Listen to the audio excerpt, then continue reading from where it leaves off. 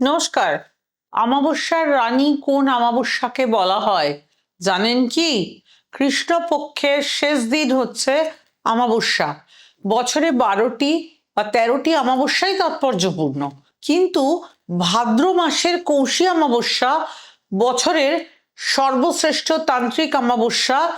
এর তান্ত্রিক তাৎপর্য এত বেশি যে কৌশী অমাবস্যাকে রানীর মর্যাদা দেওয়া হয়। মতভেদে একে কুশগ্রাহিনী অমাবস্যা, আলোক অমাবস্যা, ভাদ্র মাসের অমাবস্যাও বলা হয়। আগামী 10ই সেপ্টেম্বর বৃহস্পতিবার সকাল 10টা 10 মিনিটে লাগছে আর অমাবস্যা ছাড়ছে 11ই সেপ্টেম্বর শুক্রবার সকাল 8টা 50 মিনিটে। মা তারার অপর নামও কিন্তু কৌশিকী। গ্রহদোষ খণ্ডনের তিথি, প্রাপ্তি ও সিদ্ধির তিথি, শত্রুনাশের তিথি, অশুভত্ব নাশের তিথি। এদিনে করা তন্ত্রোক্ত ক্রিয়ায় আশাতীত ফল মেলে।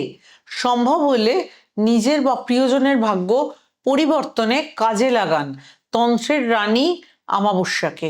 নমস্কার।